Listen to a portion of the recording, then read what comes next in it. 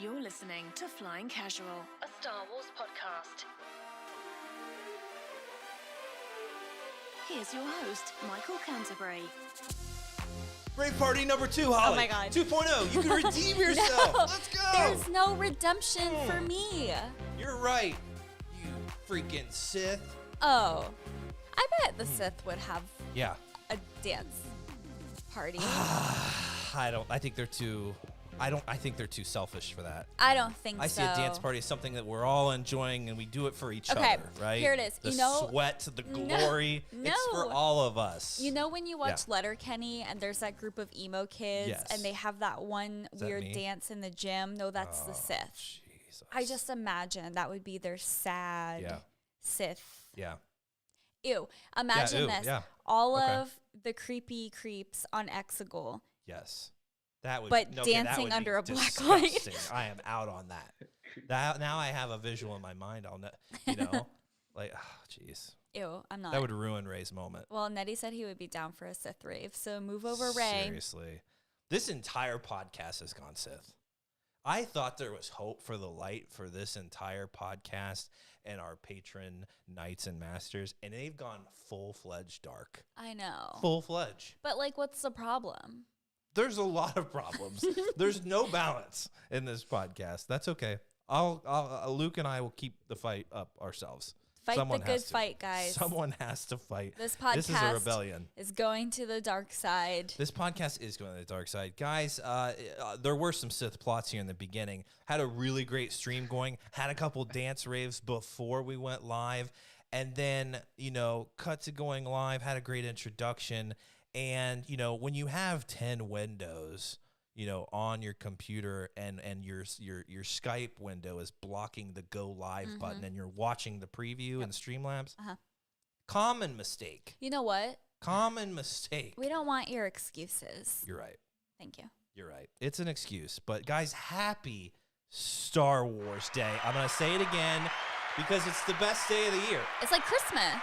It is like Christmas without the tree and the presents. Well, presents, maybe. Typically, I give myself presents on Star Wars Day. Typically, I go out and I buy an absurd amount of collectibles and waste a lot of money, and I put them in a case and never take them out. I didn't do that this year, Holly. Yeah, congratulations. It's a recession still. We're in a pandemic. I figured, you know what? Anything could happen. I should stop buying toys, Look, at least this year. It's like, do we get sushi for lunch or do we get Black That was Series also figures? expensive. It's like you have to weigh your options But one here. lasts forever.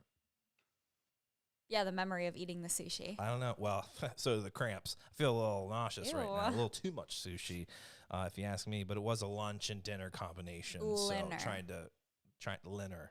There you go. Slunch. I actually like that better because that's how I feel after something like that, a smorgasbord of fish. Guys, I hope you enjoyed your Star Wars Day. Didn't watch the Bad Batch. Didn't watch I'm kidding. Of course we watched the Bad Batch. That There's was an a entire live stream joke. dedicated to it. But after you watch the Bad Batch, go check out the other couple of specials that they released on Disney Plus today. Holly, it was Biomes. Mm-hmm. And I think it was Luke was at a ship's kind of fly through. I can't remember what they called it. Fly through, Yeah, those things were freaking. I didn't know what to expect. I think it's going to be one of those obscure things that people are going to be like, "What the hell was that?" Not on the scale of the holiday special. Be like, "What?" I loved it. I was just picturing myself being a bird flying over Hoth. Biomes. On Biomes. Yeah, I know. That thing was great. I would just put that on repeat because it had such, I mean, you really Music felt was like, great. the music was great. So good. Yes, the music was great. It was all composed by a woman, which is fantastic. And just the imagery was so beautiful. It was. Also, like, kind of funny. Yeah. So definitely check it out if you haven't seen it because So did they recycle old Star Wars music, or was it in a new arrangement or a brand new composition? I think it was brand I new. think it was all brand new. Oh. Yeah, and it looked like they had taken some shots from some of the more recent movies. Yep. I think with the crafts and the innards of them. I think because some of that looked too real. I'm like, that's not anime. That's not computer graphics. Wait, are you talking about Biomes or the ship one? the Those were ship one specifically, but a lot of okay. real world shots? Yeah. Of the A couple surprises. Vader's Castle was so badass. Guys, I promise we're going to get to live streams in a second. But Vader's Castle, you don't ever get that kind of perspective. This is, again, we're back to biomes and we're not in the ship. Sorry. Michael That's keeps how my bouncing brain back and works. forth. That's how my brain works. Is that okay? You know, so much going on. Yeah. Live stream. Are we streaming? Are we not streaming? Can you hear us? Can you not hear us? What Are we does talking it all about biomes? mean? Are we talking about the freighters? I don't know. Existential crisis of a galactic size. Daily. Yeah. Daily. But no, they were both great. But the biomes one, you're right, Holly. You could just put that, like, I just kind of want that as, like, I know. background. It was all the very time. soothing. It's like our Apple TV kind of plays shots like that where they have, like, drones and Why don't stuff you flying brag over about it? Why don't you brag beach. about it? Jeez. Anyway. No, I was just giving you a hard time. Holly. I was just giving you a hard time. No, that was a Christmas present. Yeah. Why don't you brag about it? Why don't you brag about it? Why don't you brag about all the presents you get, Michael, you ass? But guys, we watched Bad Batch, as I hope you have. And boy, what an introduction. You know, not to the Bad Batch, but to the series. Gotta say, off the start, pleasantly surprised. Pleasantly surprised. Did not know what to expect. Not completely invested in these guys, but we trusted the animation. We trusted the storytelling. And I enjoyed it. Holly, up front, what did you think? Yeah, I thought it was good. I think up front, I probably want to watch it again just to kind of take it in and actually, like, see, like, the small details and have time to think about it, phrasing, I think. yeah. But, I mean, yeah, overall, it was engaging. It was exciting. There was a lot of action in it. So that was good. Yeah. Luke, how about you? Did you end up getting a couple viewings in? Yeah, although I did not see it on a big screen. Oh, no. I watched it twice on my phone as I was working. Was the best way for me to fit in a couple viewings today. So I'm definitely gonna watch it again in on the regular TV screen to get that full visual experience. Oh boy. There's some shots in there. Holly and I were talking about some of the visuals in this episode. A lot of rain when you're on that waterfall. So just cool, just fog coming up. Visually, it was very stunning. A lot of awesome shots. Okay, so we're just assuming everybody who's watching God, this has already seen it because there will be spoilers Absolutely. about the show on this stream. So if you haven't seen it, get out. But there's one scene in particular in the beginning where it's Hunter and Caleb Doom. Yep. And he's running away from Hunter because he thinks he's going to kill him. And he has to jump across this chasm to the other side. Oh, that's a nice word. Nice word choice, yeah. Thank you. Yeah. Yes, I just pulled that one out of Right nowhere. out of your mouth. A chasm. Yeah. But he jumps across it, and then it kind of like pans out, and you just see him standing there with his lightsaber ignited, and then Hunter standing on the other side, and they're kind of staring at each other, and then like in the background, you get the waterfall coming down and all the steam coming up off of it, and it's just like, I don't know, something about that scene. I was like, that is a great shot. It was awesome. Yeah, the waterfall looked amazing. It all looked amazing, and there's a lot of rain scenes, dark and gloomy. That's Holly's. That's her jam. Oh my God, today It was so like being in rainy, and Maine. then, yeah, Minus the rebellion and the Oh yeah, I get it. yeah, Yeah. yeah. Good Union But- boys up there. Yeah, they would never. Yeah. Probably not. But I don't know. Just like the weather today was really stormy and rainy, and then it was like a little bit cooler, and then the show was really dark and rainy, and it was just like a good ambiance. It definitely felt like today. It felt like we were in the Star Wars universe here in Ohio and all the monsoon that we are getting. But let's kind of start from the beginning. I feel silly saying I was kind of shocked, but I was shocked how much this just felt like a continuation of Clone Wars. I think people have probably alluded to that or said it right out, but you kind of understand that quickly when they come in with the Clone Wars logo and it dissipates into the Bad Batch, and then you get the commander. I can never remember his name. General what's his face, who does the intro Clone Wars. Luke will probably remember this, and I'll be embarrassed, but he does the intro here, and you're like, I feel like we're just back in Clone Wars. This is crazy. So I was a little shocked by that, but man, I'll tell you what, it's so funny that we see our boy Kanan, at this point, a young Caleb Doom. We were actually just having a conversation about this on our latest Casual Council, the other night. It hasn't aired, so you guys haven't heard it yet, but Scotty was talking about how much he wanted to see more Kanan Jarrus content, and how pumped he would be if they, had a series about him or some, some more footage or whatever we could get. So I know he was jumping for joy here right off the bat on this one. And in our discussion, I was like, I really don't, if you want to show him every like once in a while or like in a shot or something or a sequence, like that's cool. But like, I don't really need any more Kanan. I'm so satisfied with the Kanan that I got, and I've read about his early times as Kanan Jarrus and his end as a Jedi Knight, a Jedi Master. I was so fulfilled with his story that we got. I really didn't see a need for it, but boy, did they do a great job of giving us something to care about in the beginning, because I thought that was something that we needed to be a little worried about. Well, are we going to care about these Bad Batch guys? Yeah, well, okay, let's put him on the side of someone that we love, even if he looks a little different. But if it were just any other, Jedi Knight out there, maybe we wouldn't have such a connection with it. But Holly, how did you feel about that opening sequence? First, I want to say that Nettie asked if it was supposed to be Yularen. General Yularen, yeah. Thank you. Yularen. He's an admiral, Mike. Jesus. Shoot. I couldn't tell you. He could have been a private for all I know. Well, he wasn't. He wasn't. Nice pull, Nettie. Anyway, so yes, thank you, Nettie. Yes. At first, I really liked having Kanan there because you guys know my affection for Rebels. Mm-hmm. But the more that I think about it, the more I maybe don't appreciate it as much. Okay. I just don't feel like it was really necessary.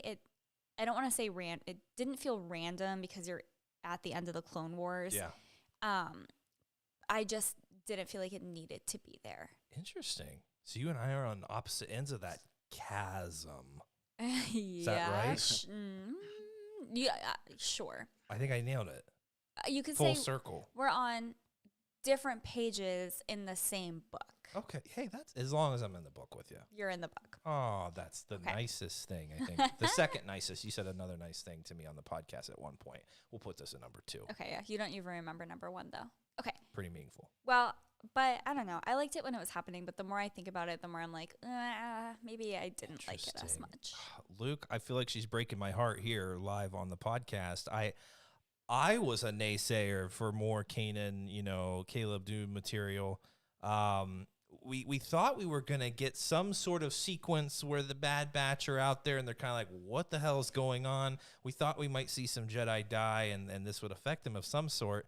But the more I think about it, the more I'm like, I'm invested because I know and love this character. Yeah, I know his future, but like, same team here. Bad Batch, Caleb Doom, same team here. Like, you're going to watch these clone troopers try and kill a kid? That's obviously going to affect them, and someone that we know and love. It makes a lot of sense to me now. I didn't know I needed that, but I think I did. Yeah, I was getting really pumped when I realized it was Depa Billaba, was the first Jedi that we see there. So I was like, oh boy, we're getting Caleb Doom, we're getting young Kanan. So I texted you guys early this morning when I put it on, just like 3 fire emojis and said, I'm 9 minutes in. It was my reaction to this basically opening sequence. I was very excited because I knew, or I didn't know, but I was pretty sure we were going to see Order 66 in some fashion, and how the Bad Batch reacted to Order 66 and what they did. It was a big kind of question we all discussed going into this over the past several months and year. And so I think it was good to do, show their reaction and involvement in Order 66, or lack of involvement, by including a character that we're really familiar with and really attached to. And I was also really pumped because I don't know if either of you have read the Kanan Jarrus comic series that came out in 2015, but I was kind of late to the comic game, and I really got into the deep dive in like late 2019, probably starting out. And that was one of the first ones that I had grabbed when I started getting into them. My local library had several of the like volumes where you could get like a whole series basically in one book, and grabbed it and read it. And it's great. You see kind of in that comic series, you see Kanan's experience with Order 66 with Master Billaba. And I was like, oh, is this the same planet? Because they say they're on Collar. And, it'd been a while since I read it, and I didn't know. So I went back to the comic today in the Marvel Unlimited app and kind of read the first issue, which goes over this. And sure enough, they pulled that directly from that comic, that they're on the planet Collar when this happens. Deepa Balaba's clone commander's Captain Gray, who I don't know if they actually said it in the dialogue, but if you have closed captioning on or the audio descriptions on, which I did the second time I watched it, it refers to her commander in those scenes as Commander Gray. So I like that they sort of honored that comic by pulling in those details, that they're on Collar, that the clone commander is Captain Gray. It's obviously a little bit different than the way it plays out in the comic, because there's no Bad Batch in the comic, because they weren't the Bad Batch sort of conceived of yet at that time. But no, I was really kind of excited to experience Order 66 in this way, to see, it animated with Caleb Doom. I'll have to check those comics out, because I've really started liking the comics and getting into them more, and I don't think that we've really been taking full advantage of that Marvel app. No, haven't been getting our money's worth. Yeah, lately. so I'll have to check those out. I did. Well, Michael, I think you might have had a premonition about doing our Rebels recap episode like a week ago, and then we get Caleb, Doom, Keen, and Jared. Yeah. It was good because I was in the Rebels mindset, but even as much as I was like, I am completely satisfied with my Kanan content. I don't really need any more. Yeah.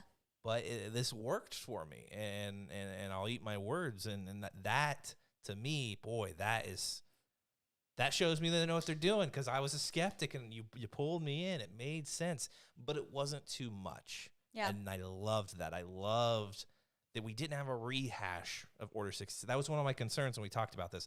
I don't want to just see the rehash of a bunch of Jedi dying like we saw. It's wasted time. We all know what happens. Give us something else that we haven't necessarily seen on screen, so everyone has an idea of what Caleb's really gone through. You could literally end his story there, and we won't really need to see anymore. I kind of hope they do. I don't really need to see him again. I was a little worried when they went searching for him in the woods. I was like, oh, no, he's going to be with them. He's going to be part of the Bad Batch or something. No. And then, which, who knows? It could eventually happen. Well, but I thought that he that would be the last time that we would see him until he's older and in Rebels. But in that moment, I'm glad you brought that up, because I also, so who did Luke say, Commander Gray? Yeah. When he's like standing behind Depa Billapa so in the sad. shot, and you see him like get a message on his comm, and he like puts his hand up to his helmet, and then he steps off screen. Like I immediately knew it's what bad. was happening, and that he was getting that transmission, that order to execute Order 66. Yeah. And in my head, I was like, oh my God, I can't go through this again. So I'm very glad that they didn't really show it happening. Yeah. So I'm glad you brought that up, because I share that same sentiment. I love that she just told him to run. I know. Don't But even try. This is jumping ahead slightly, but I want to, talking about the trauma of experiencing it again. I thought it was a really powerful image, though, when they did show, when they got back to Camino. Oh, yeah. That dead Jedi on the stretcher with the cloth over them, and the lightsaber fell out to really let you know, like, that was a Jedi who was killed there on Camino. And I was wondering if they were going to reveal the identity of that Jedi, because there's sort of the mystery of Shaak Ti, the Togrutan Jedi Master, who there's two different deleted scenes where she dies in Revenge of the Sith, but they were both deleted. So I think it's still out there, like, whatever happened to Shaak Ti. And in like the Clone Wars, she was stationed on Camino a lot as like the main Jedi liaison. Absolutely. Watching things on Camino. And so I was like, oh, is this Shaak Ti? Are they going to reveal that this is where Shaak Ti died? Right. Because it's all over the place in like canon speculation, I think. But no, it didn't really reveal who that Jedi was. I couldn't tell, at least.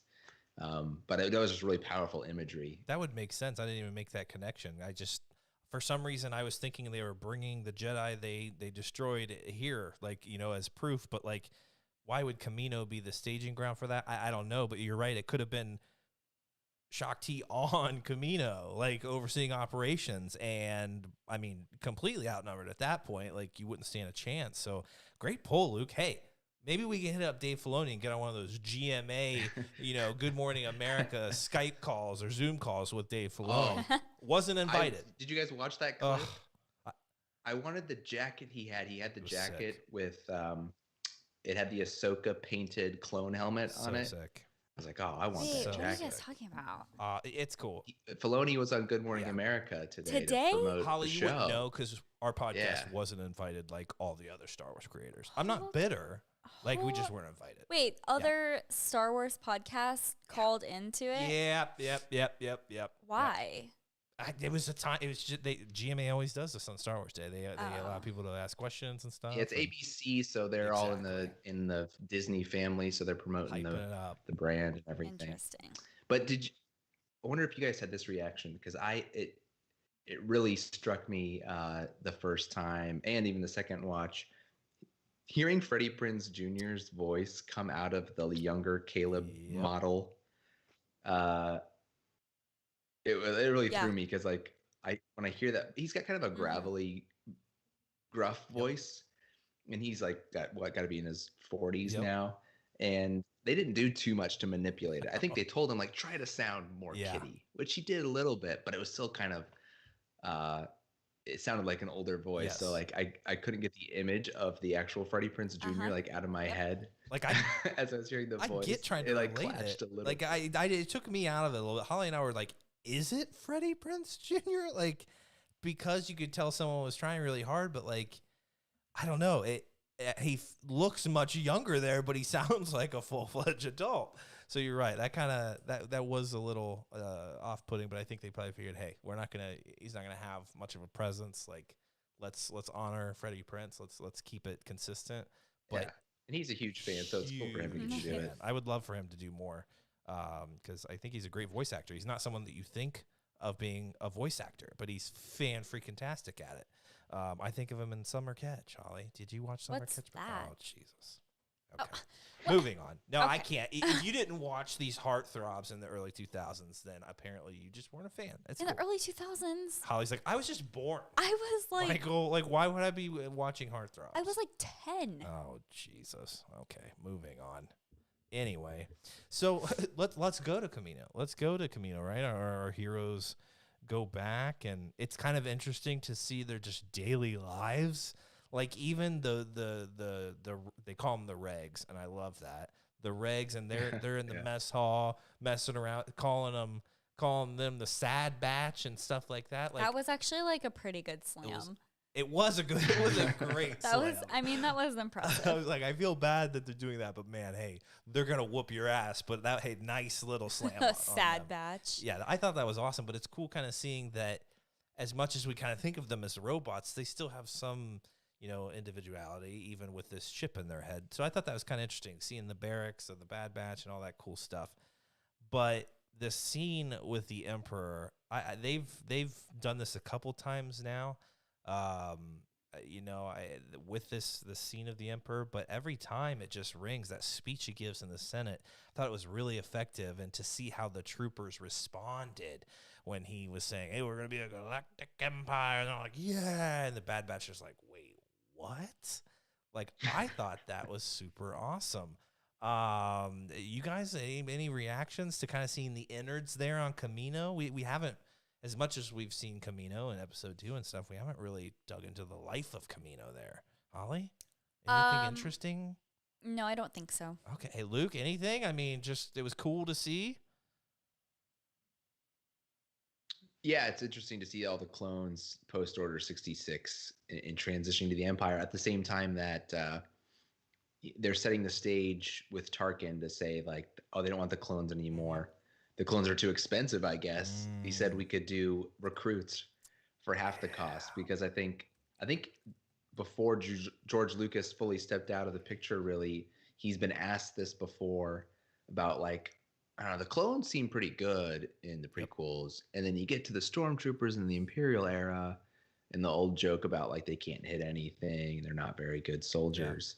And I think George even said oh yeah, by the time of A New Hope, they're not the clones anymore. They've been phased out, and they're just people, pressed into service around the galaxy, or maybe volunteered for service. So I think it's interesting that they're like laying that groundwork to kind of support what George said. Absolutely. In the fact that Tarkin's like, oh yeah, we don't need the clones anymore. I think we'll do this with recruits instead. And I even think there's a little more to it all than just, cost savings. This was my favorite part of this episode, and who knows, Tarkin may be one of the best parts of this series. I love that he's our villain. I love that we're giving him something to do, because as menacing as he is, we don't see him a lot in Star Wars. You get him a little bit in the comic books. He has a novel. We know he kind of butts heads with other Moffs and even Thrawn at times, and even Director Krennic. You see some of this kind of knocking of heads in the comic books and stuff, but him coming off that shuttle was epic. And the first thing Holly says as Tarkin walks out of the shuttle is what, Holly? I don't remember. Nice behind. Oh, no, okay. That's not what I said. He walked towards the camera, and then it kind of like the view changed, and he was walking away from the camera. Hello. And I said, does Tarkin have a badonkadonk? You did. And I forgot that's what you said. And Michael said, no, Holly. It's just a uniform. A, stop checking out fictional cartoon characters' Absolutely, butts, and B, it's literally he's wearing balloon pants. It's the pants. It's the old school. It's like he went shopping at Hot Topic and had to back get the in parachute pants. 1915. There's definitely some old World War I references there with uniform, but it was so funny that you thought his ass was midway down his back thigh. I loved it. It was great. Is that an animation flaw, or does he have a really saggy ass? You know what, though? Because it's not there from the front. Phrasing, it's not. I would be really concerned if it was. No, there is a little bit. It's just more prominent. Okay, we'll stop objectifying this. Yeah, can we? This makes him less menacing when we objectify him, right? I mean, we shouldn't. But he was the best part of this episode for me. There's a lot of great moments, but I loved when he went and had the conversation with the Kaminoans. Oh gosh, what is her name? Oh, I don't remember. Oh boy, I had it. Which and I one? Forgot it. The prominent one who's there all the time with what's his face, and I don't remember any of the Kaminoans' names. There's Lama Sue's the dude. Lama Sue's there. Then the other one, and then Nala maybe was the female who was with Omega and stuff. I love they were sitting there having that conversation, and like Luke mentioned, there could be a real cost savings with the recruits, but there's a disrespect there with the clones. Tarkin doesn't, Tarkin's been through the Clone Wars with the clones, but like to me, there seems like there's this disrespect, and it takes me back to Lost Stars and Tarkin showing up on that planet. Yeah, and recruiting the kids. Doing some recruiting. I think this is what Tarkin loves, the presence that he brings, and he loves the just his presence, his impression that he puts on people, and that is his power. That is his influence, and he loves that. And I think thinking that we're going to continue this empire with clones, like that takes away some of that. Yeah. That's it. What is my big role here? I am the recruiter. I bring in people. To me, it was personal. Like I don't give a shit if it's half the price to have clones. We're getting rid of these things. That's at least how I took it. How about you, Holly? I'll tell you this much. I'm sorry, but I didn't feel bad for the Kaminoans that they broke this. That he came in and broke this contract. I was like, well, maybe. Yeah, you were talking some maybe shit. It was great. Yeah, get over it. Get over it, Kaminoans. You war machine. It's like wasn't their fault. Hello. Kind of was. You make a deal with the devil. Yeah. Oh, sure, we'll create clones for your soldiering. Yeah. I don't know. I just like, and then all the procedures they do on them without their consent. I was just like, it serves them right. Oh man, Holly's having a full-on dialogue while the show is going on about like, I hope kids that are watching this show understand that that's not okay. Okay. I understand the messaging. I understand what you're trying to get across. Like, hey, maybe we put that on social media. Maybe we wait until the show's over. Like all the way over. I mean, we don't want people to think that we have an agenda that leans towards. Oh no, I was just saying maybe we can Kaminoan finish rights. the episode so we don't miss anything. Oh. Holly doesn't realize that she's talking through the entire episode while scrolling. I don't know how I you wasn't on actually my watch phone. anything. Okay. And sometimes I am on my phone and I take notes. Yeah, yeah. So we can talk about it on the podcast. Yeah. But I wasn't this time, though. Luke, he seems like the perfect menace here for us. You know, it was cool bringing in Thrawn into Rebels, but I kind of want this to be a heavy Tarkin series, right? Yeah, it seems like at least it will be for a little while. They've set him up as the main adversary for the Bad Batch right now because he wants to sort of phase out the clones and certainly ones who don't follow orders. Yeah, that's for sure. Yeah. But yeah, I don't know how long that will be the case. I feel like it won't be through the entire season. I think we'll get some different. He'll kind of be in the background, but I think they're going to go through some adventures with more immediate concerns than Tarkin once they kind of initially break away. But I think he'll come back around and come back into the story. Definitely. But I think there'll be some subplots along the way that won't directly involve him. Absolutely. It's cool. It's cool that we're getting a little more background. It's always a topic of discussion, like what actually happened to the clones. I mean, we know what happened to some of them, but how were they discontinued? Was it just mass murder and they pushed everyone into the ocean on Camino? Like, what did they do? I don't know if we'll get that deep, but Discontinued. Could you guys decommission these humans? We don't need them anymore. Hey. Yeah. Well, at least we see, according to Rebels, they get to retire at some point. That's true. Some of them do, right? Yeah.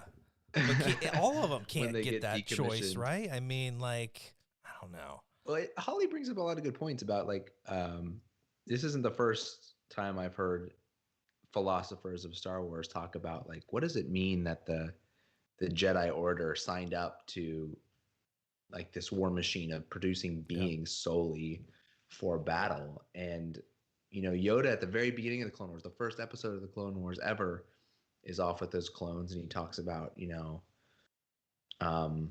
you're luminous beings, each one of you. You've been created in the Force, so like you are all luminous beings, because they're kind of like just the clones he's with are thinking they're just cogs in the machine. Yeah. But he's like, no, I see the individual in you. I see the Force in you. So there's that sort of conflict, like. Most of the Jedi didn't know they were being created. It was a secret order by Sifo Dyas originally, manipulated by Dooku and Sidious and all that jazz. Convoluted story there. But then once they find out they're there and they're in this bind, then they utilize this source.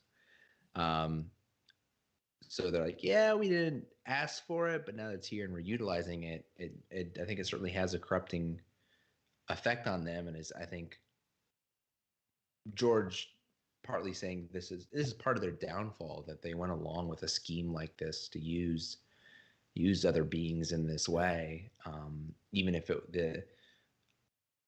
the ends they were trying to achieve were noble, to restore peace back to the galaxy after it fractured, but it compromised them in serious ways. Absolutely. Yeah, I just feel like there's a good opportunity for Lucasfilm to touch on, these issues of ethics and, morality and things like that, because, I mean, they have such a big platform for it and it's already out there, and they're literally creating a whole TV show about these clones realizing, they have this individuality, but they're different and they're treated different because of it. We just got this in the 70-minute episode where we see other clones, they turn on the Bad Batch all the time because they're different. You have Omega coming up to them in the cafeteria and sitting with them and saying, like, I'm not the only one who's different. And I'm interested to see if they keep going with that theme, or if this, if that kind of dies off and it just goes somewhere else. I think they will. I think they're going to delve into this because it's still a kid's show. And it is still a kid's show. Yeah. I think this is going to be something that these guys are going to be grappling with for a while. I mean, Hunter just said we're going to go lay low for a while. But I mean, they have a lot to process, and now that they're going to be hunted by their own people, it's going to get even more complicated, especially if they have to start killing some of them just to survive. I mean, it's going to be interesting too. Now we're going to get, the perspective on this from someone who isn't a Jedi. Like every time we're interacting with these clones, it seems like there's Jedi around, and no one's really like contemplating with the idea of like, oh, so many of them are dying. But like when it's their own kind, we do sometimes with Rex and some of the commanders that have a little more agency. Like we see that, but I think with these guys, we're really going to dig deep because they're going to have a lot to, especially since Crosshair, which we're going to get to that bastard here in a second, called it. We're going to see a lot of that. I think we're going to have plenty of time to, if this series is going to go on, we're going to have plenty of time to dig into that. The other thing is like, we had 7 seasons of the Clone Wars to really humanize these clones. And it's like, now that we have the Bad Batch, boy, we are really dehumanizing them to really, bring up that Bad Batch and give them, give them their due. And it's just, it's interesting how much time we had with these clones and how different things are now.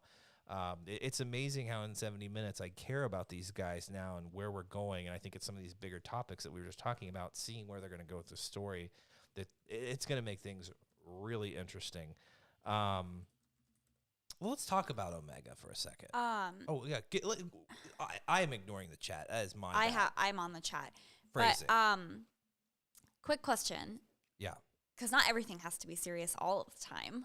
No, a lot of comedy here. A lot of comedy in the show too. I'm Yes. loving Wrecker. Like Luke was on that Wrecker train, and I was like, I don't know. I'm Team Wrecker now. I am Team Wrecker. Question for Luke. The fam wants to know how, on a scale of 1 to 10, this is me paraphrasing, how much you appreciated the scene in the cafeteria with Wrecker and the food tray. That wasn't my favorite comedy. I had a really interesting development in terms of my the comedy parts of the Bad Batch. Like everyone is aware, I was a huge Wrecker fan in Clone Wars season 7. God. His sort of slapstick and his slapstick style. But I shifted in this episode. I was like, the betrayal. My God. Tech is my Let's favorite go. I love the lines from Tech when he was ribbing Wrecker all the time about how like dense he is, because Wrecker's the brawn, and Tech's the smart guy. I got a lot of joy out of Tech this episode. He moved into my #1 comedy ranking of the Bad Batch. Overtook Wrecker. I always thought Luke was a Donatello fan too, so that makes a lot of sense. Yeah. I actually also really appreciated Tech in this episode because to me, like, Tech really like had all the information, and there's so many different moments in this show, in this episode, where he had the information, everyone was talking about it, and he just didn't share it, and then at the last minute he'd be like, "What? It's because blah blah blah." Yeah. And everyone, why didn't you tell us that? Yeah. I don't know. He just is so like matter of fact, and it comes across as being funny, but I don't think that he's meaning to be funny. He's so aware of everyone else's like specialities. Specialities. Nailed it. He's so aware of everyone else. He calls Hunter out all the time, and I think he even maybe goes through all their kind of special skills, but he's not very aware of his own. I mean, he is, but he isn't, and how people interact with him around him. It's great. But, guys, I don't want to say that I called it, but Crosshair is boy. a little ass, and I knew it. I knew it makes it more interesting, though. It wouldn't be as interesting if they weren't grappling with one of their own turning on them and having to deal with that. Honestly, I think he's gone. I mean, Holly thought they were going to go back and rescue him. It was going to be, all high fives. Well, I think he's gone for good. I also thought that they were going to go back and rescue that poor droid that got absolutely obliterated, and nobody did. About him. Like, what? What the hell? You're right. So I am just way off. I feel like we've seen that droid in the past. We may have seen it in Clone Wars. I can't remember. But that poor droid. Yeah, there's medical droids on Kamino. Is a good arc. Yeah. In season 6 with. I thought that maybe they'll go back, Holly. Maybe Omega says you don't understand. No, he's important. There were multiple times, and then all I'm gonna say is when she told them where everyone had moved their stuff. Yeah. And they went to get their stuff before they left Camino. Yep. I was like, well, maybe they'll find the droid. Maybe get And the droid. Tech seems like the perfect guy Could to put it back fix together. Exactly. But no, once again, it was ripped. I don't from my feel like hands. we're done from Camino. Someone's got to be there on the base, making sure, you know, information doesn't get out. It seems like he's on the good side, so maybe we got someone on the inside that can take care of some business. Phrasing. Okay, moving on. But Crosshair, not a hard turn. This wasn't, you know, I mean, kind of hard. Phrasing. But, you know, kind of on again, off again. Still was within the group, still going to the mess hall, still hanging out, but maybe would make snide comments. Oh, you should have killed that kid, yada, yada, yada. I mean, he did try to kill Caleb Doom. Like, he was straight Multiple up shooting times. to kill. I thought he was trying to stun him at first, and absolutely not. But they didn't question him. They just saw all these clones shoot down his master, and then they're not questioning why one of their own is trying to shoot him down. Would be. But remember, like, when Hunter, like, we all think, like, you know, they're having this transformation. They're the good guys, and they fight evil. But it's like, for most of that episode, Hunter's like, it's just a job. Just a job. Like, we go out, do a mission, we come back. That's it. That's all it is to them. So without the information, they're not going to be one to jump on and say, we're hopping on the good side of history. Like, they're just like, well, we need to get, you know, we don't really trust too many people. We're kind of used. I love that you brought up that scene in the mess hall, because it just seems like, yeah, they're the odd guys out, but, like, they could whoop everyone's ass. And I mean, they do in that fight. For sure. But, like, they're just not very welcomed there. So it's just like, no, we're not going to jump to conclusions different. here. And they're just different. So, yeah, it was interesting. It took them a while to process that. But Crosshair, I mean, I think he's fully gone. Luke, I mean, is there any saving Crosshair here, or is that guy, is he too far gone? I mean, they kind of just, you know, blew up that chip in his head. Like, I feel like there may be no saving this guy at this point. Well, I think you need to listen to Omega a little bit more, Michael, because you've been really harsh on Crosshair. She went to him and she said, not your fault. I wrote down all the dialogue in my notes. Yeah. I know what you're going to do, but please don't. I know it's not your fault. You can't help it. His chip just happens to work better than the other ones in the Bad Batch.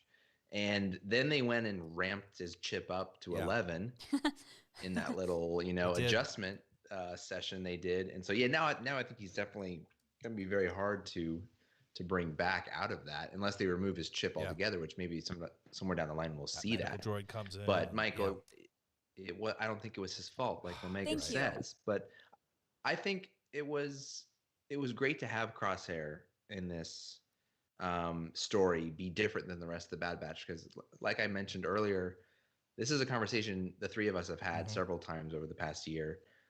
What is the Bad Batch going to do as things transition from Republic to Empire? And personally, I conceived of it mostly always as, like, them as a unit would move in the same direction, would react the same way. And I know you did a little bit, Michael, but I didn't personally think enough about, like, different reactions within the group. So I think it made it a lot more interesting to have somebody like Crosshair go a different way than the rest of the group. So there's that extra tension within the team, because we felt like they were so tight knit, and you know, we'll see what that does to the rest of them emotionally, that they lost one.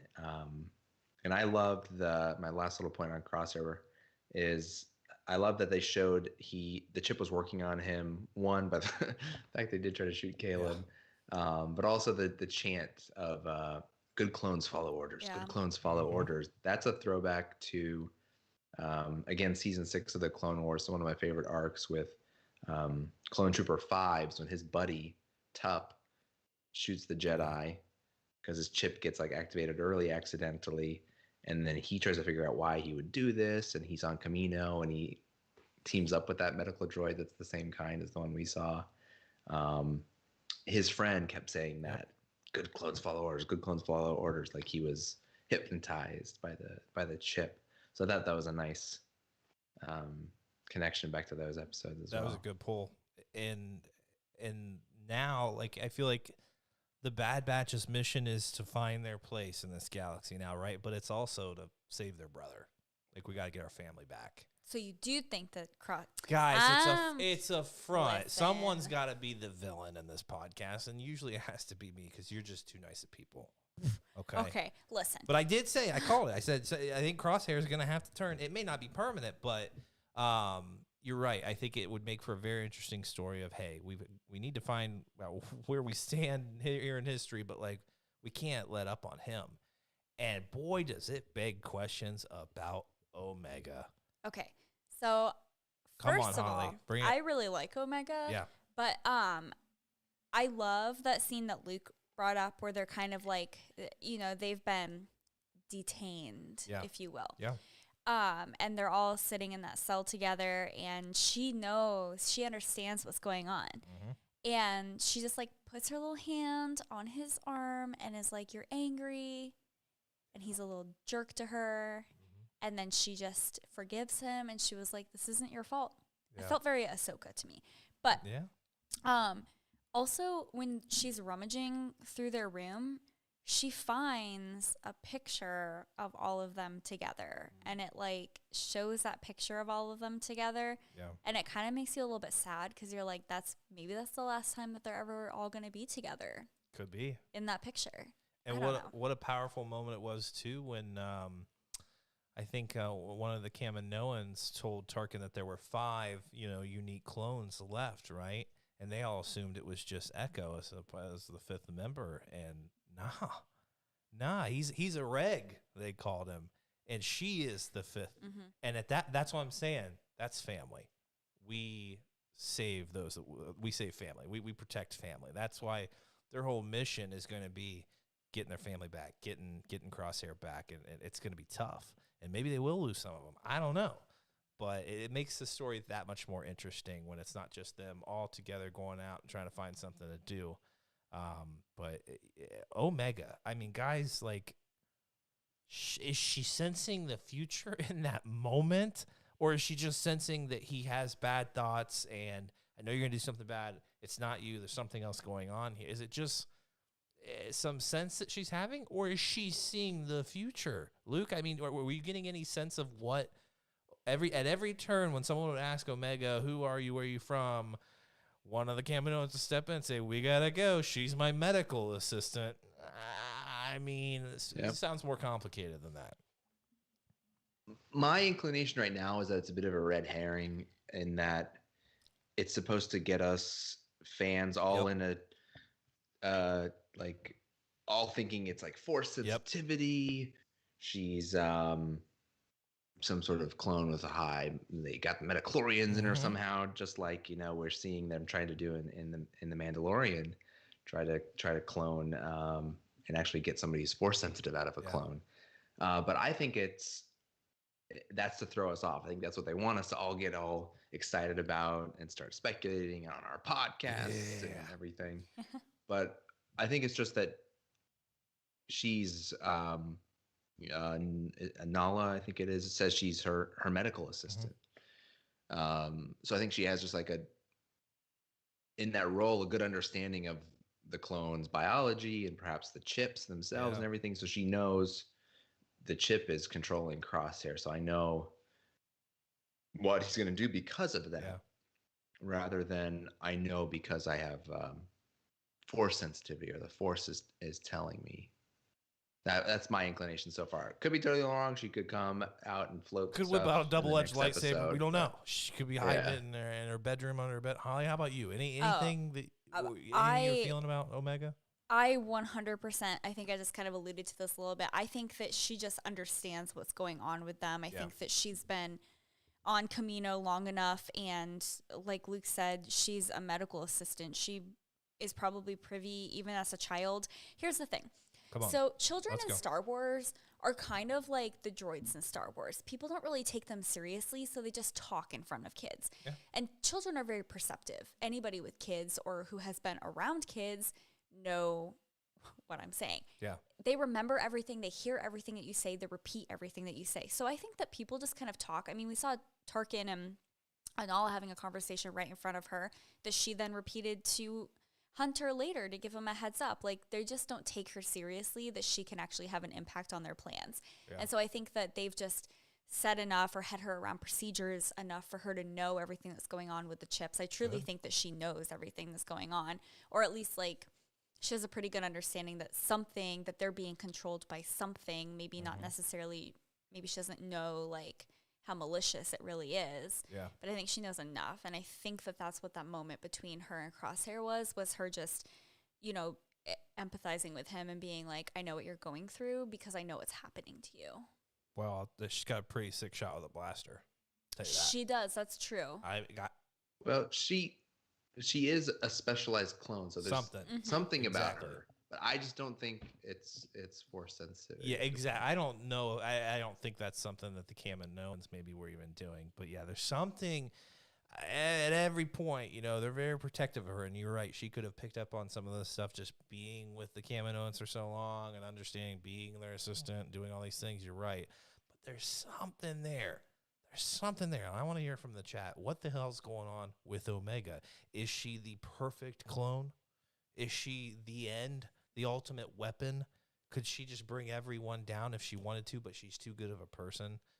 Who knows? Maybe she is just a simple clone who's joining the Bad Batch. So I'm curious to see where we're going with that. But boy, she has a heart of gold. When she went and just sat with those guys in the lunchroom, mess hall. That's all. Like you said, they just look at her like, what the hell are you doing? I know, this child won't leave us alone. It's having lunch with you guys. Like, and then stands up for them when they won't even stand up for themselves in that moment was freaking awesome. I was losing my mind at that moment when they threw the tray and everything. Oh, it was so awesome. Cannot believe I enjoyed that much. Anyway. So, kind of jumped ahead a little bit there, but our Bad Batch are sent on a mission, which looks like it probably is going to be their final mission with the Republic/Empire. Sent out to end a separatist cell. Tarkin's up to something. Yeah, you're like, yeah, what separatist cell? You could have shut those droids down, and you did. So what the hell are you talking about? Seems like a test. And boy, it was. We go out and we find some separatists, or as we know, as Saw Gerrera's rebels. I thought that was such an awesome moment. It wasn't as long as I wanted it to be. I need more Saw Gerrera. Please give us. I think he's the perfect person to be in this show. But Holly, they were sitting there scoping on this camp, and you called it. You're like, they're not alone. Like, Saul's not going to let someone just come up on his camp like that. And you were dead right. Thought that was pretty impressive that they got even the Bad Batch, the ultimate killers, and they're just, hey, okay, you got us. I thought that was a great moment. Ollie, you see a different side of Saul. It was a different Saul, someone who in that moment probably, later on would have just killed those guys. No questions asked. Yeah. But gives them an opportunity to say, hey, you can change your ways, We're going to need people to fight this fight. That's a different Saul Gerrera than we've seen in a lot of Star Wars. Yeah, it kind of stands out, the contrast between his interaction with the Bad Batch in this episode compared to the Saw Gerrera that we just read about in Rebel Rising. Yeah. And so you kind of know, like, Saw's been through it. Yep. And we know that he deteriorates as time goes on, and he becomes very paranoid and, I don't want to say, like, nutty, but, like, maybe a little nutty. Yeah. But it was just kind of strange to me to see, like, a trusting Saw, like, this isn't worth my time. Here's your gun back. You'll make the decision that you need to make, and that's on you. There's something tragic about it, too. Like, Luke, we were expecting a different Saul, but, like, you put him between Clone Wars Saul and the Saul we see in Rogue One and in Rebel Rising. I mean, I feel like this is the most trusting we've ever seen him. I don't even think when his sister was even alive, he wasn't as trusting of those around him and the support that the Republic was trying to offer. This is a unique moment for Saul, and a very tragic moment that he could have just beheaded these guys here. You got these guys, these stealthy, Bad Batch elite troopers coming up on you, and you just hand them their blasters right back and walk away and turn your back to them. I was blown away by that. Yeah, surprisingly, and I jotted down like a whole document of notes, and I didn't jot anything down for Onderon scene with Saw and almost like forgot about it as we were talking about it. And you're like, oh yeah, let's talk about this part of the show. It is an important part of the development of most of the Bad Batch learning truly what the new Empire is, and Saw is that great figure to kind of give them a perspective about how sort of sour things are turning. And I think it's really cool to see in the arc of Saw how he goes from when you meet him in the Clone Wars, he's anti-separatist, pro-republic, to then on the other side of the transition being against what the Republic has become in the Empire now, and why that is. So I think it was interesting to see. And I think the reason that he is goes easy on the Bad Batch, so to speak, is they had him surrounded for a minute and were observing them before they revealed them that they were there. So I think they heard some of the conversation they were having where like it was only Crosshair who wanted to attack them, and all the other clones there were like not for that, thought they were only there to hurt droids. And said like, no, we need to figure out what's going on. So I think he overheard a lot of that, so he knew that for the most part, this group, other than Crosshair, didn't really have it out for him. And then plus he was in the complete position of power. He had taken all their weapons from them, had them surrounded by his people.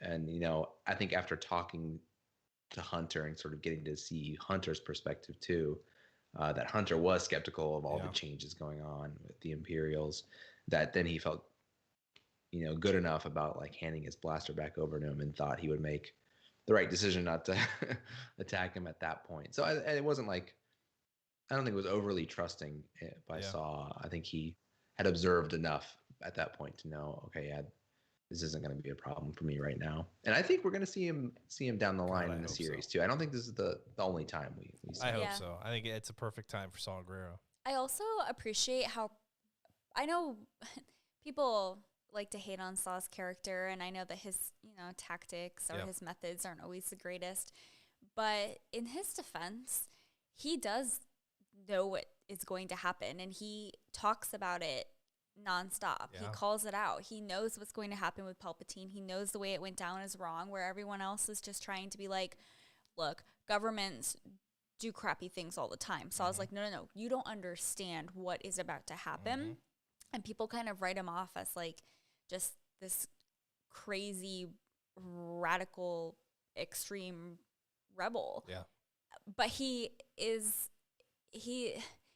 on the right track, like with the exception of some of his methods. Like if people would just kind of listen to him a little bit more and take him seriously, like even the Bad Batch, they're still in denial at this point about how bad it could possibly be. What do you mean? Like Palpatine said that he was defending himself. He had to do this. Yeah. Why would he turn against our people? Yeah. But you start to see it kind of dawn on Hunter. He's not as like understanding of what happened. But I don't know. I'm curious to see how that continues. Like how Hunter's character like continues to get, more and more critical of Palpatine, or if that happens. Yeah. Yeah, I mean, how could you not have been when that hollow is showing his disgusting yellow eyes? Oh my God, that was the creepiest thing.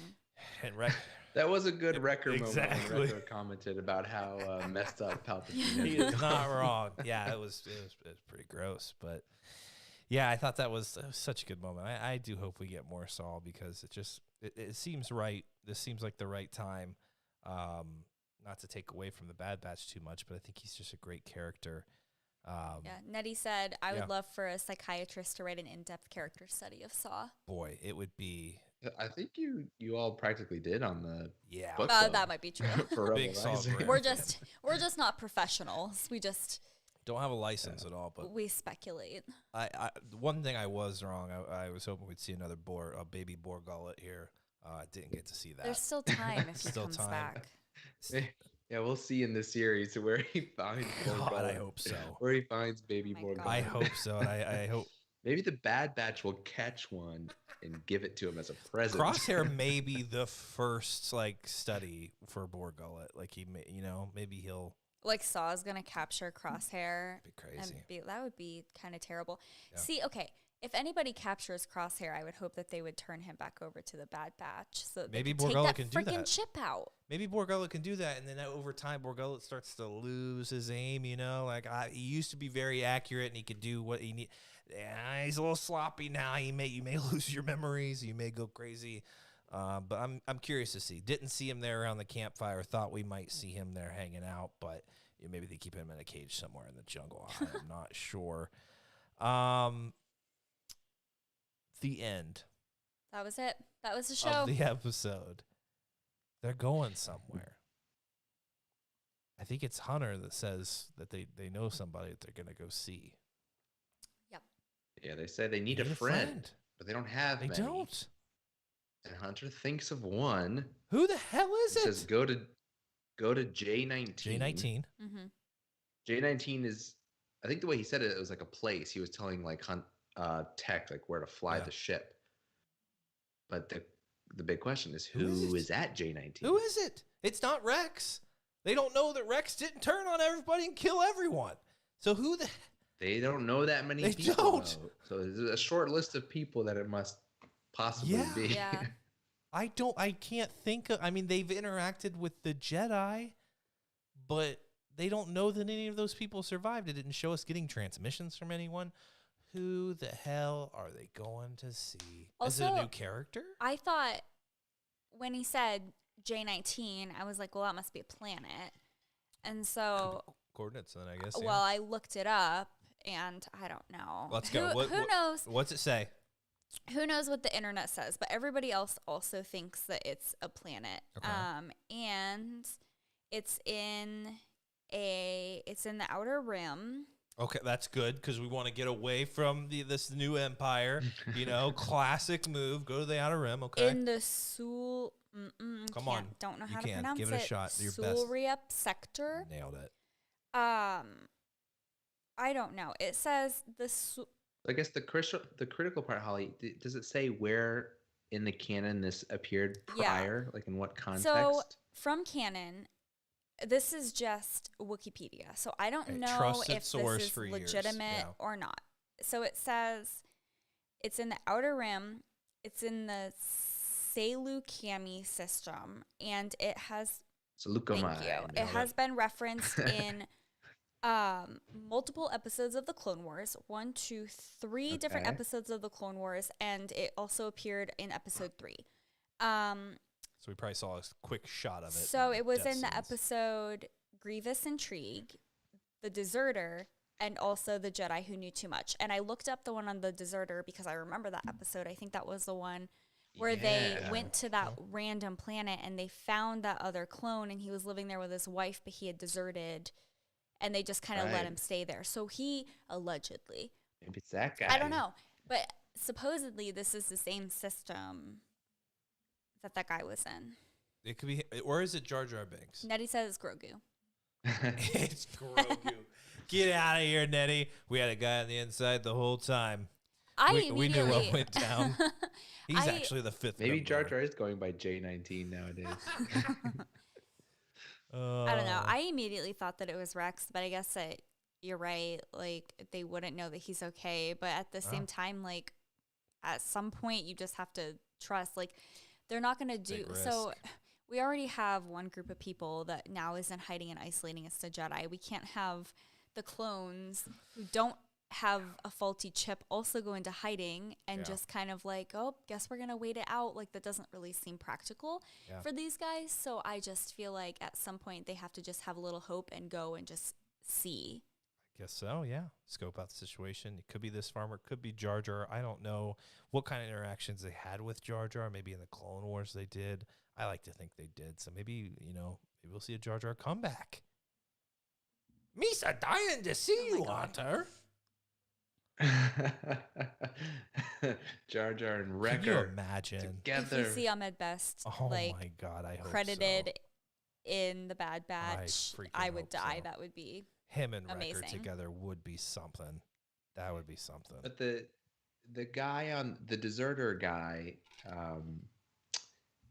I guess it's plausible they could know about him because it was like it was Rex. It was the only one who met him in that episode, and Rex, agreed to not like turn him in as a deserter. Like he agreed to let him live his life there with this family that he created, and Rex was going to go back, to the military, go back and do his thing. But as far as we know, Rex is one of the only people who knows that guy's there. But maybe he told the Bad Batch about him at some point,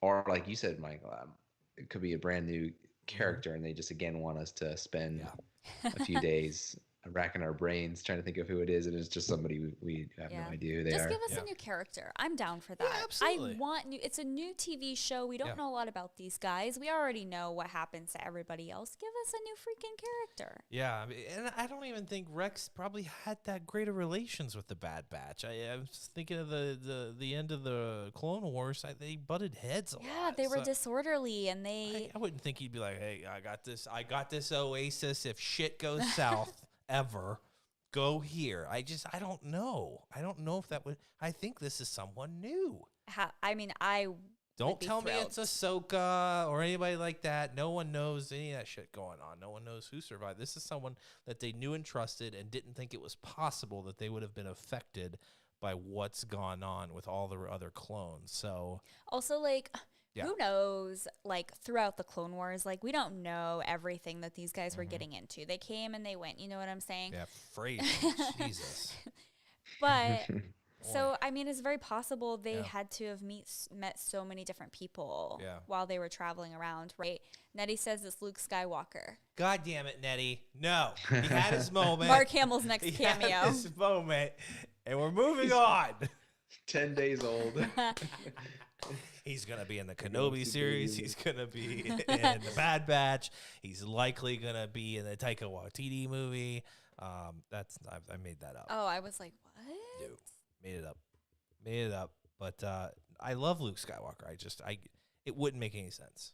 Because he would be an infant. Not even just because of that. But the other characters I'm thinking of, like the more serious candidates, Can you it just imagine? wouldn't make sense. Luke is Obi-Wan so Kenobi strong. wouldn't make sense. He's so strong with the Force that even at 10 days old, he's making decisions and traveling through the Crazy. galaxy. The dude can't even eat anything in The Mandalorian, so he's definitely not. Are we talking about Grogu? Is that what you said? Luke Skywalker? Also probably can't eat anything at this moment. It's like, Just bantha milk. Yeah, it's just sipping on bantha milk. Like, hey, we know this guy. Now, here's the thing. If this J-19 is like freaking Tatooine or something, it's like coordinates. I'm like, God, please. I know it's the Outer Rim, but we don't need to go back to Tatooine. We really just don't need that. Unless they're going to go live with the Tusken Raiders for a while, like Den did, probably get away, learn new culture. That'd be awesome. See Wrecker in a larger Tusken suit on a bantha.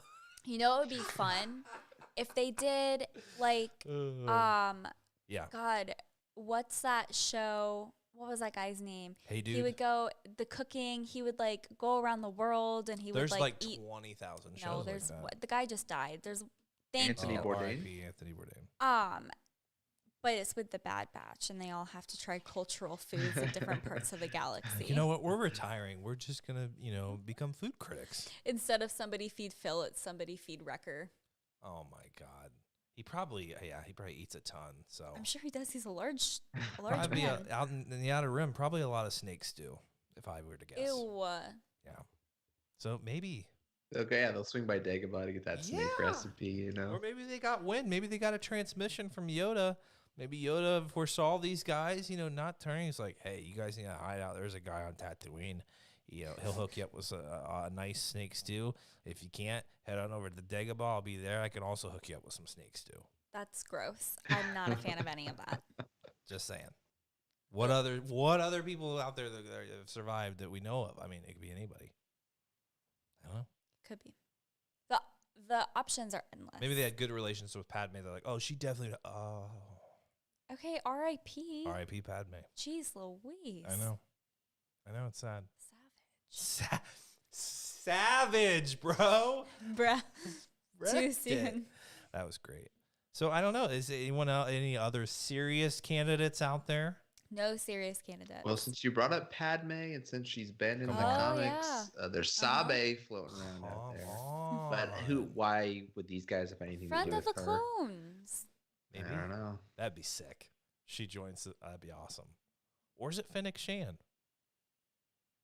Yeah. We know she's in the show. No? We know she's in the show. Maybe it is. But why? You know, like Yeah. I have this, and this is my fault, but I have this whole idea of Boba and her, you know, both getting the job to go find the clones, and then they become friends. It has to be Hondo. Hey, it's me. Oh, that's my Watto. Well, it could I'm also gonna need be. a moment to tap into him. Okay, well, phrasing first of all, but secondly, Phrasing. Just a moment. look, I was just kidding. But if you think of people who are opportunists, Why is that just kidding? He's in every Star Wars animation. Look, I think I'm it's just saying- perfectly reasonable idea. Thank you. You're welcome. I'm just saying, like, That's probably I mean, the best, actually the best guess we've heard. Yes, he's got. I mean, probably a little hideout. He's got some Yeah. weapons and Exactly. some knowledge. That actually, I mean, I would believe that. I would actually believe it. Bring a little humor into it. Maybe he'll be a little less terrifying than he was in the Clone Wars. Well, yeah, I think maybe we see his transition to not so terrible of a person. But I think that's a great guess. He's literally been in almost every animated Star Wars. So besides Resistance, I don't think he had any appearances there. Probably not. It's a great pull, Holly. Thank you. It's a great. Although freaking Nettie pull. just said Yeah, when they were going up to Saw's camp, he was hoping the Hondo would be there. he's just hanging out by the fire. I wasn't the only one with Hondo on the brain, apparently. He steals their ship. So when much they're there. Hondo long I night. know. I know. Pining after Hondo. That sounds like It's a a new great dating show. after dark segment, actually. No? Maybe. Hello. Whoa. I wouldn't want to encounter Hondo in the dark. No, that would be if I'm terrifying. honest. Honestly, That though, would be when very creepy. you guys, when they were Yeah. on that planet where they were going to find the insurgents, I felt like we were in Jurassic Park. There's a dinosaur-esque amphibian or something there. Yeah, like you're right. multiple. Yeah, that was And creepy. I was like, wait a second. Waiting for you the thought they were T-Rex. bursting through the doors. Welcome to Jurassic. No way. Park. In Oh. terms of movies that have given me nightmares when I've Yeah. seen them, Jurassic Park was like one of the first movies Yeah. to give me nightmares when I was It's a fair. kid. So What was it that like gave you? Was it the raptor? Was it the T-Rex? Was it the guy that had the flaps? No, it wasn't any of those. It was The actually toilet scene? Yes, but it was a very Never gone to the specific- bathroom again. It was a very specific part of that scene. It was when they're in the car and it's raining and they're just stopped yeah. there and they're watching the goat and then Yeah. the kid has the binoculars and then he looks at the cup on the dashboard and the water starts shaking and it's Yeah. thundering out.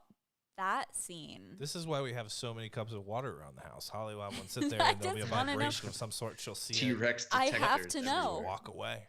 Yeah, my Hey, T-Rex cup of water is great detectors. for a couple things. Letting you know when a T-Rex is coming. Also, could destroy invader aliens. We know. Well, Holly also- wouldn't because she hasn't seen the movie Signs. Also, water Mel is Gibson life. was Prepared for Classic, all Holly. contingencies. What signs? I think I've seen You that. haven't. Okay. Because we were gonna watch it there, and you're like, that's too scary. I don't want. You're like, I want a scary movie, and I was like, how about Signs? You're like, not that scary. Let's watch Emily Goes to Paris. I'm like, that's not a horror movie. Oh, But it's funny. horror movie. Anyway, Listen, yeah. What are you gonna do? I don't know. Apparently not see Hondo in the episode 1 of The Bad Well, Batch. now I have a question: is Jurassic Park one of the greatest movies of all time? I mean, it is a great movie. One of the greatest movies of all time. I think so, yeah.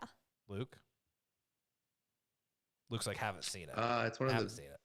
It's got Jeff Goldblum in it, so it's It got is to a be good up one. there. It is a good one. See, It's one of my and faves. also it has some of the greatest lines in it, yeah. which I love. It has very strong female characters, which Yeah. I love. Yes. Yeah. But also, like, the way that they filmed, like, the sounds and stuff, like, it was just so impressive. Yeah. Well, I love that you brought up the lines. We've really gone That's off the okay. rails, but I have to say this real quick. One of my favorite lines has a Star Wars connection slightly. Let's go. It's a Samuel L. Jackson line in the movie. It's "Hold on to your butts." when we were about to flip the power back on. Yeah. And I love that line. And I say it all the time. And then if you're from the Columbus area, or they're even known somewhat nationally, we have a local clothing company called Homage.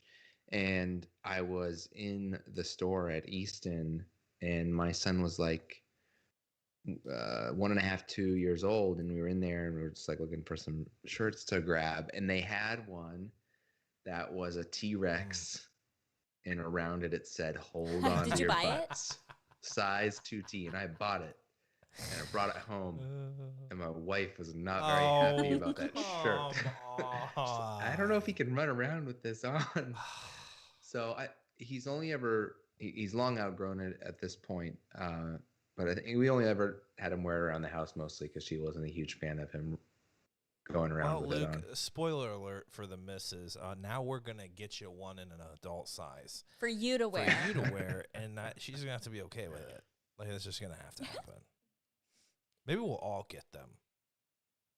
Hold on to your butts. But instead of the T-Rex, it's going to be Hondo. Yeah, that'd be great. Actually, one of the greatest things Jurassic Park related is if you go on YouTube, type in Jurassic Park. Is it recorder? Is that what it is? Jurassic Park recorder. So y'all know when they show up to the park and they see the, I think it's a brontosaurus for the first time. Our main guy, what's his face, kind of is in awe, and the music's building up. Well, this video goes through that sequence, and then right when the climax of the music hits, it cuts to this guy playing the theme on his recorder. And it's one of the greatest things I've ever seen in my life. So do yourself a favor, when the stream is done, go watch that, and also send it to somebody. People who open that up that have no idea what's happening. Is that like the new Rickroll? Yes. Jory Rickrolled everybody in the group a couple Jory of used to weeks do ago. a lot worse than Rickrolling the people back in the day. I'm thinking Meat Spin was a big one for him. I don't care.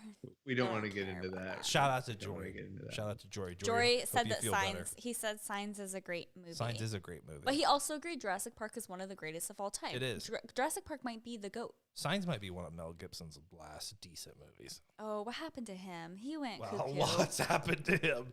Yeah, we can't even talk about it, actually. Oh, they'll send us a cease They'll and desist shut it order. down.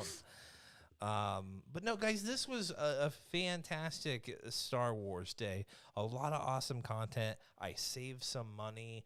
We had a rave here live. You didn't hear the rave, but you saw the rave, which was cool. Holly didn't participate in the rave. We did an encore rave. Holly didn't participate again. didn't. She is the wet blanket of the podcast. am. We all know it. Thank you.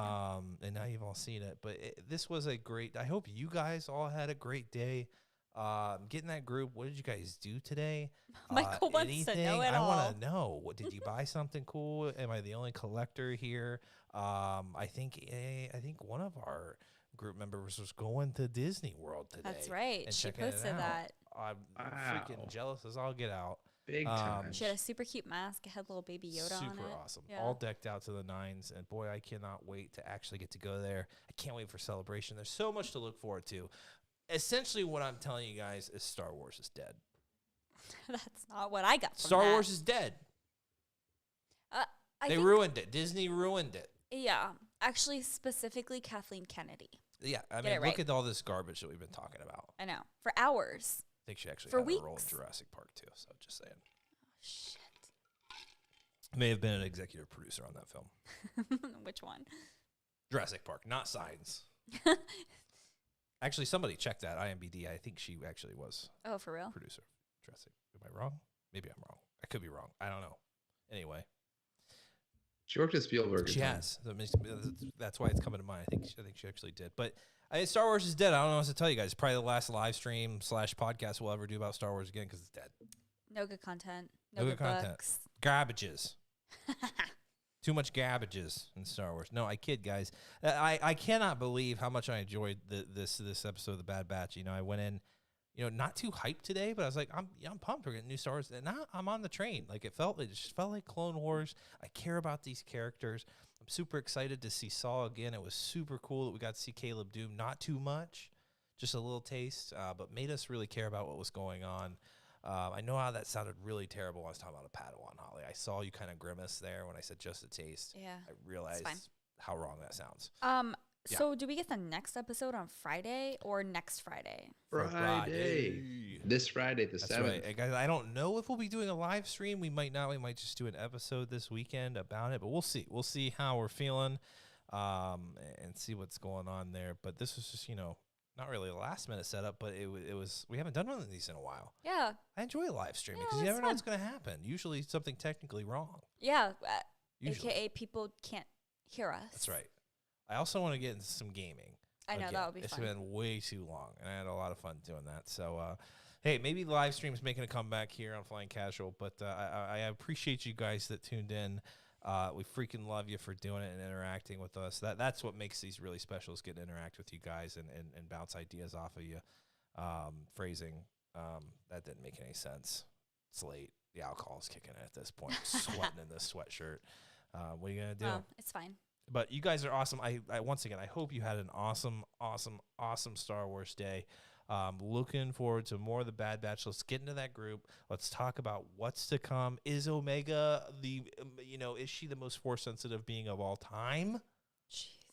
I mean, could be. Luke says no. Holly says a big yes. I didn't big say- yes from Holly. Sure. Are we gonna lose Crosshair forever, or is ultimately, we gotta go get our brother back? He's coming Are back. we gonna have a whole Bad Batch or a whole Sad Batch? Technically, if Crosshair goes back, I think Sad Batch sticks a lot more. Okay, all right. Right? All That's right, fair. I'll That's take fair. it. So, guys, I'm looking forward to who is this character that we are going to see. I want to see some speculation. If someone says Boba Fett, we're kicking you out of the group. Okay? He had his moment. So he's not on J19. He's not on J9. He's Okay, going to show gotcha. up in the show, but this ain't like The Mandalorian, okay? No boots and spurs on this one. But we'll find out. Boots with the spurs. Boots with the spurs. The whole cantina was looking at hers. I thought you were about to sing Garth Brooks. Wow. Garth I don't even think Brooks. I don't even think I know one. And they call the thing a rodeo. Come on, Luke, don't stop. I don't remember all shoot. the Apparently lyrics. Luke wasn't a big Garth Brooks fan in the 90s. I was as a kid all the time, yeah. Thank God we've moved on from that. Amen. Silence. He says, actually, Mike, I still go to his concerts. He actually muted himself so he doesn't have to talk to you anymore. Well, guys, that is our cue. It's been a lot of fun tonight. I appreciate you hanging out with us. Chewy sends his regards. He hopes you're doing well. You'll hear from us again, guys. We'll see about a live stream. We'll definitely let you know. We appreciate it. We love you. Take care of each other. And may the Force be with you.